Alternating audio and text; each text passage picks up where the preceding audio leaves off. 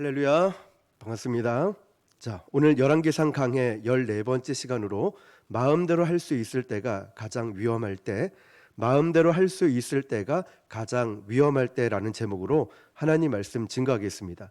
먼저 오늘 본문은 25절을 보면 여로보암이 에브라임 산지에 세겜을 건축하고 거기서 살며 또 거기서 나가서 분회를 건축하고, 나라는 이렇게 둘로 나누어집니다. 먼저 여로보암 중심으로 해서 10지파가 북이스라엘에 자리 잡게 되고, 솔로몬의 친아들이었던 르호보암이 2지파와 함께 남유다에 정착하게 됩니다. 그런데 성경을 보면서 왜 나라가 나누어졌는지에 대한, 또 나라가 하나 되어야 되지 않냐, 이런 가타부타 이야기가 하나도 없다는 게 참 신기합니다. 왜 그럴까요? 성경은 그 부분에 대해서 관심이 별로 없다라는 거죠.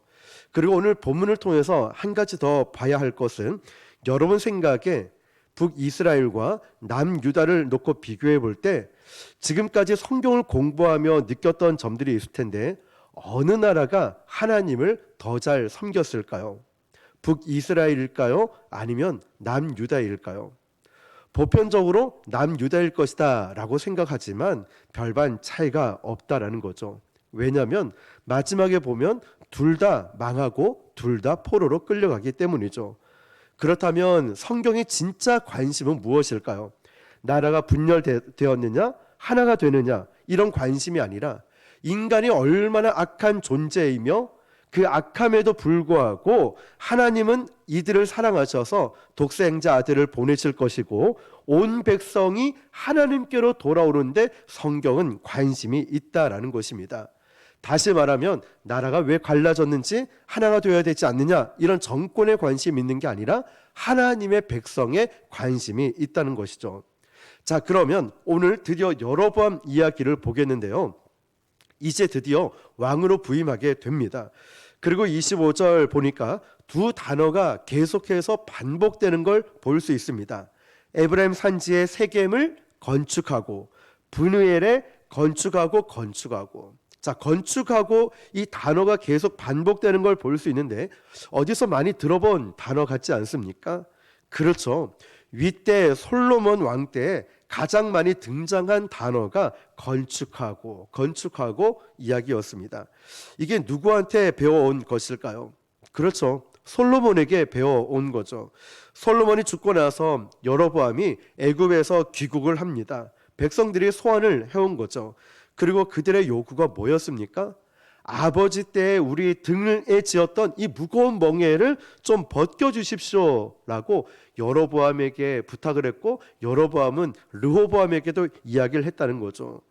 그런데 이 르호보암의 요구했던 이 여로보암이 오히려 자기가 지금 그 윗대에 솔로몬이 행했던 행위대로 그대로 답습하고 그대로 행하고 있다는 것입니다. 건축하고. 그런데 그 다음 절인 열왕기상 12장 26절에 보면 이런 표현이 있습니다. 그의 마음에 스스로 이르기를 나라가 이제 다윗의 집으로 돌아가리로다. 무슨 말이냐면, 사실상 여로보암 마음속에 감추어 놓았던 마음의 근심과 걱정이 있는 거예요. 나라가 다윗의 집으로 돌아간다는 말은 이런 뜻입니다. 그쪽에 성전이 있었습니다. 예루살렘 성전이 있기 때문에 남쪽에 있든 북쪽에 있든 가장 중요한 삶의 본질은 무엇일까요? 예배이죠. 예배였습니다. 때가 되면 성전에 가서 예배를 드려야 되는데 그때마다 유대 쪽에 예루살렘을 드나든다는 것이죠. 그러다 보면 자연스럽게 이 백성들의 마음이 원래 솔로몬 정통 아들인 누구였죠? 그렇죠. 르호보암 왕이죠. 유다에게로 돌아가지 않을까? 누가 지금 불안해하고 있는 거죠? 여로보암이 불안해하고 있다는 거죠. 그러면 우리 북이스라엘 10지파는 시간이 갈수록 와해되고 붕괴되는 건 아닐까? 두려움이 생기는 거죠. 걱정이 됐다는 거죠. 그런데 뭐에 대한 걱정입니까? 정권에 대한 걱정이었어요. 자기 백성, 그 영혼들에 대한 걱정이 아니라 내 나라, 그리고 내 정권, 내 권력에 대한 걱정이 여로보암에 이렇게 있었다는 겁니다. 그 속마음이 어떤지 한번 같이 읽어볼까요? 열왕기상 12장 27절, 만일 이 백성이 예루살렘에 있는 여호와의 성전에 제사를 드리고자 하여 올라가면 이 백성의 마음이 유다 왕된 그들의 주 르호보암에게로 돌아가서 나를 죽이고 유다의 왕 르호보암에게로 돌아가리로다 하고. 아멘. 정확하게 나와 있지 않습니까? 그러니까 실질적으로 여로보암이 걱정하고 있는 게 뭡니까? 그들의 신앙을 걱정하거나 그들의 백성을 걱정하는 것이 아니라 나라를 걱정하고 있고 자기에게 돌아온 10지파를 유지하는데, 그 정권을 유지하는데 사실은 걱정하고 있다는 사실이에요. 그런데 이 걱정이 왜 말이 안 되는 걱정인지 아십니까? 아히야 선지자가 옷을 12조각을 찢어서 여로보암에게 몇 조각을 줬죠? 10조각을 찢어서 줬지 않습니까? 여로보암은 철저하게 흑수저 출신이고 또 과부의 아들이었습니다. 그런데 이런 아히야 선지자의 퍼포먼스를 통하여서 10조각을 받았는데 그 뜻이 뭐냐면 이것은 하나님이 내게 맡긴 이 나라 장차 운명에 대한 그림이다 라고 하면서 그렇게 줬다는 거예요. 그 10지파의 수장이 될 것이다. 누가 한 약속입니까? 하나님의 약속 아닙니까? 하나님의 약속인데도 불구하고 그렇다면 당연히 여로보암은 그 정권을 누구에게 맡기고 누구에게 집중해야 됩니까? 하나님께 집중해야 되죠. 여러분이 지금 힘듭니까? 아픕니까? 어려움이 있습니까? 그렇지만 하나님이 저와 여러분을 사랑하시잖아요. 저와 여러분을 보호하시잖아요. 지켜주시잖아요. 그러면 우리가 어떤 어려움이 있을 때 누구에게 집중해야 되겠습니까? 하나님이죠. 하나님이 나를 지켜주시고 보호해 주심을 우리가 진심으로 믿는다면 하나님께 집중하고 맡겨야 되죠. 그런데 여로보암은 왜 두려워합니까? 내가 지키려고 하니까, 내가 붙들려고 하니까, 내 것이라고 생각하니까 모든 걸 내가 다 책임을 져야 된다 생각합니다. 그러나 그렇지 않습니다. 여러분, 하나님께 맡기시길 바랍니다. 하나님이 책임져 주심을 믿고 맡기시길 축복합니다. 그런데 이 인간의 마음속에 여로보암은 자꾸만 염려, 근심이 있었다는 거죠. 그래서 27절 보니까 만일 이 백성이 예루살렘에 있는 여호와의 성전에 제사를 드리고자 하여 올라가면, 만일이라는 단어를 보십시오. 올라가면 걱정이라는 거예요. 예루살렘에 있는 여호와의 성전에 올라가면 걱정이 된다는 거죠. 그래서 여로보암은 전략을 하나 짭니다. 이렇게 하면 좋겠다라고 전략을 짜는데 이어지는 28절. 이에 계획하고 두 금송아지를 만들고, 자, 뭐를 만들죠? 금송아지를 만듭니다. 물에게 말하기를 너희가 다시는 예루살렘에 올라갈 것이 없도다. 이스라엘아, 이는 너희를 애굽 땅에서 인도하여 올린 너희의 신들이라 하고. 자, 여러분, 이 계획이 어디서 나왔다라고 했죠? 하나님이 주신 계획이 아니라 좀 전에 26절 보면 그의 마음에 스스로 이르기를, 스스로 생각을 했다는 거예요. 계획을 세웠다는 거죠. 하나님이 어떤 계획을 주시거나 무슨 계시를 주신 게 아니라 자기가 생각하고 자기가 결정했다는 거예요. 그러면서 이런 계획이 나왔습니다.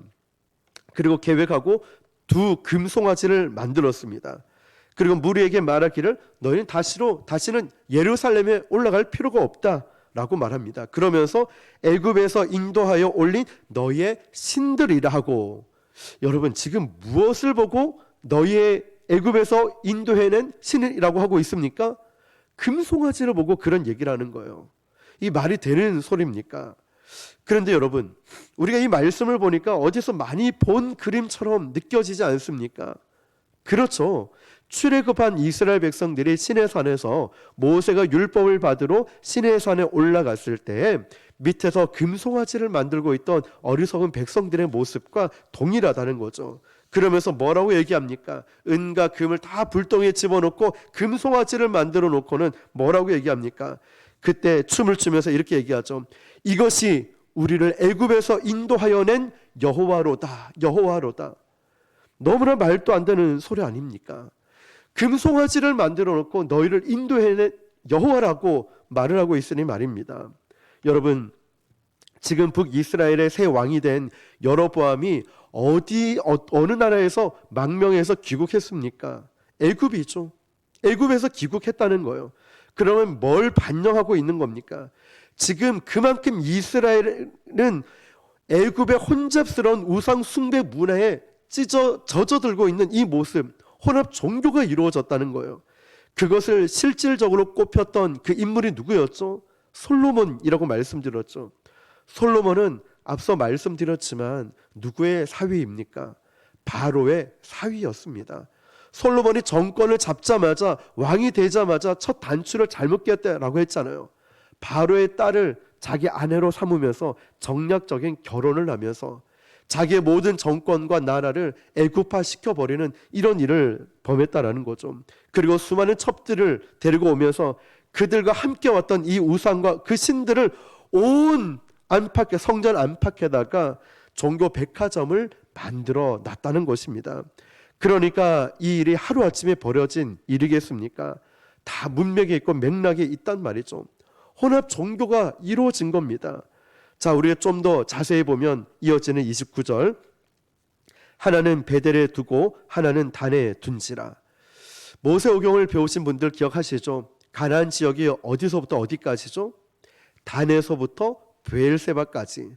단은 가나안 땅의 최북단을 의미하고 있습니다. 단은 국경 지역이죠. 넘어가지 못하도록, 야, 왜 거기까지 가서 제사를 지내니? 그냥 여기서 제사 드려도 충분하다. 여로보암이 이야기를 하는 거예요. 백성들에게 편의를 제공해 주는 것처럼 이렇게 혼합 종교를 이렇게 온 땅에 만연시켜 놓았습니다. 이게 누가 한 일입니까? 여로보암이라는 한 지도자가 한 일이었습니다. 그러므로 우리는 정말 깨어있는 목회자를 만나고 주의 종을 만나는 게 얼마나 귀한지 모릅니다. 물론 목회자도 성도를 잘 만나야 되겠죠. 그런데 정말 우리도 주의 종을 위해 기도 많이 해야 되고, 또 부족한 종이 있지만 깨어있는 종이 될 수 있도록 여러분 많이 기도해 주시길 바랍니다. 이어지는 30절 보니까 이 일이 죄가 되었으니 이는 백성이 단까지 가서 그 하나에게 경배함이더라. 이 일이 하나님께 죄가 됩니다. 우상 숭배만큼 큰 죄가 어디 있겠습니까? 31절, 그가 또 산당을 짓고 레위 자손이 아닌 보통 백성으로 제사장을 삼고. 여러분, 이 말씀만 잘 보십시오. 그가 또 산당을 지었습니다. 안 그래도 많은데, 그리고 헐어야 될 산당을 오히려 더 짓고 있다는 말이에요. 솔로몬 때도 엄청 원 없이 지었는데 더 짓고 있습니다. 그리고 철저히 이 나라를 애굽화 시켜버립니다. 원래 제사는 누가 드려야 되죠? 어느 지파죠? 레위 지파죠. 그런데 레위 자손이 아닌 보통 백성으로 그냥 제사장을 삼았다라고 합니다. 경악할 일이 벌어진 거죠. 생각해 보십시오. 이런 겁니다. 야, 누가 목사할래? 누가 전도사 할래? 그래 네가 해. 너 하고 싶다면서 저번에. 너 신학교 가고 싶다면서 신학교는 안 갔지만 그래 네 목사하고 넌 아직 젊으니까 전도사 해. 일반 백성 중에서 제사장을 삼았다는 거예요.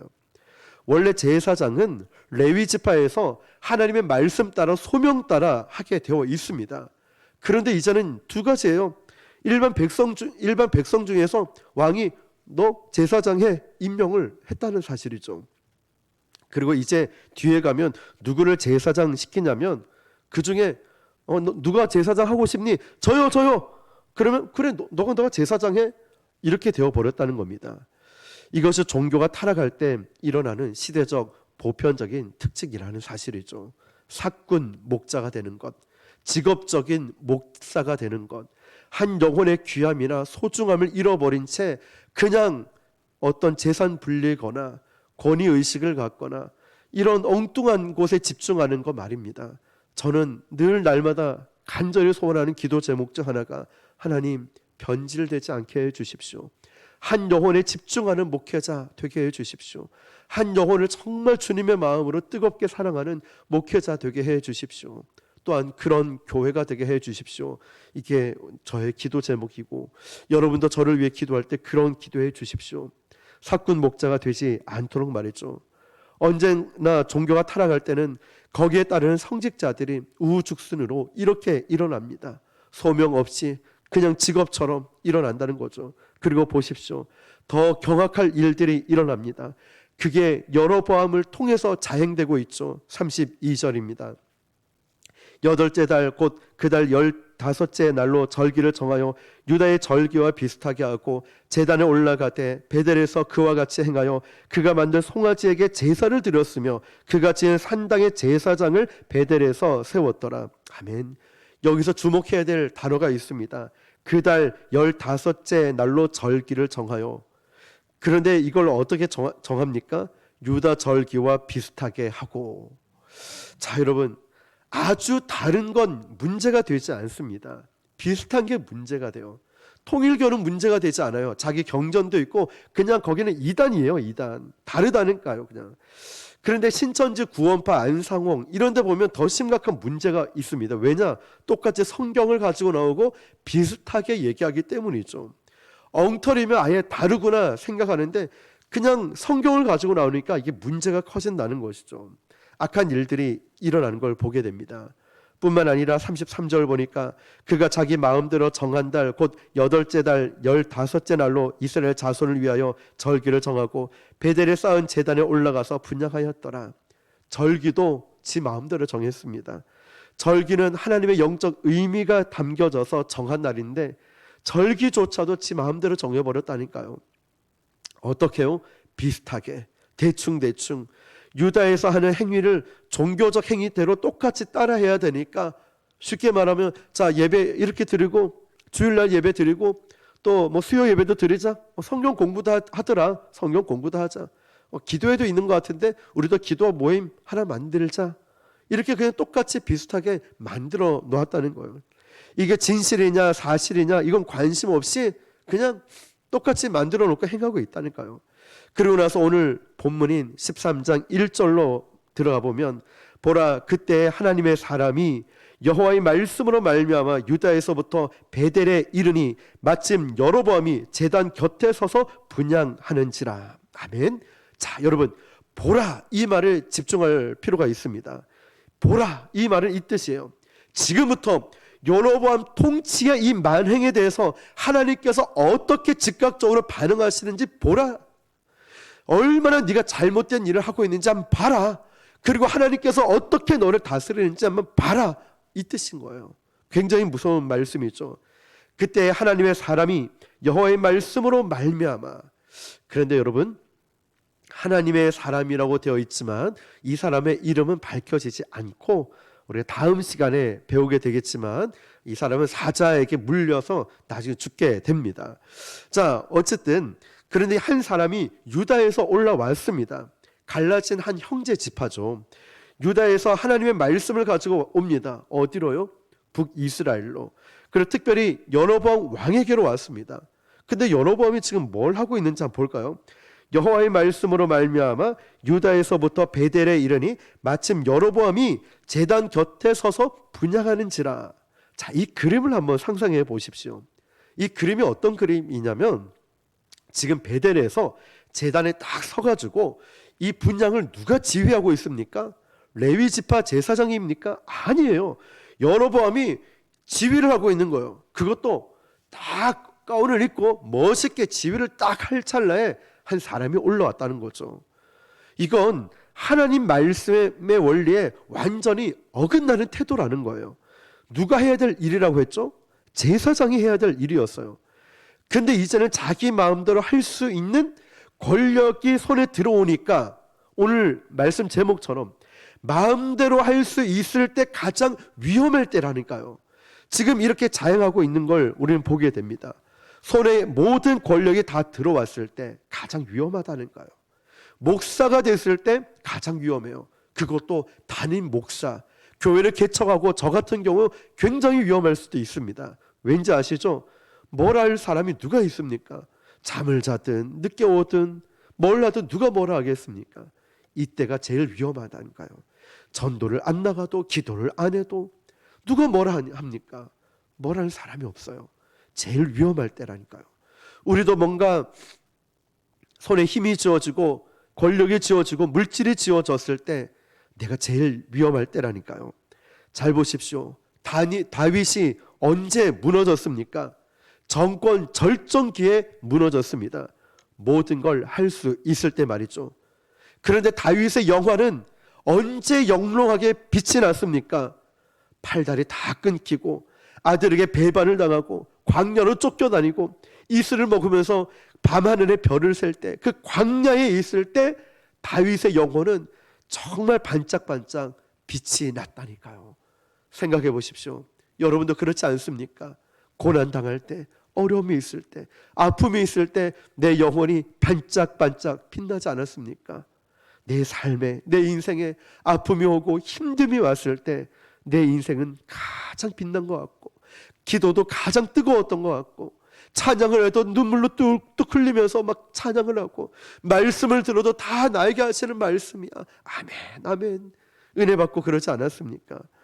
다윗은요, 그때 오로지 하나님밖에 없었기 때문에 나의 힘이 되신 여호와여, 내가 주님을 사랑합니다. 나의 피난처는 오직 주님밖에 없습니다. 그때 처절하게, 간절하게, 절박한 그 심정을 가지고 광야를 지날 때 주옥 같은 시들을 써내렸던 그 시편이 만들어졌다는 것입니다. 그런데 여러분, 그가 언제 무너졌습니까? 모든 것을 할 수 있을 때 무너졌다는 사실이에요. 여러분, 만약에 이걸 가지고, 돌을 가지고 떡덩이라고 만들라고 했던 이 시험이 예수님에게 왜 시험인지 아십니까? 할 수 있었기 때문에 시험이에요. 그런데 저보고 이거 가지고 떡을 만들라, 저에게는 전혀 시험이 안 됩니다. 저는 어차피 못하니까요. 그게 왜 나한테 시험이 됩니까? 안 되죠. 그러니까 이 가운데도 내가 아무것도 할 수 없고, 연약함이 있고 부족함이 있고, 그때가 가장 안전할 때라니까요. 지금도 뭔가 좀 해보고 싶고, 나도 인정을 받고 싶고 성공하고 싶고, 그렇지만 나는 연약합니다. 하나님, 나를 불쌍히 여겨주십시오.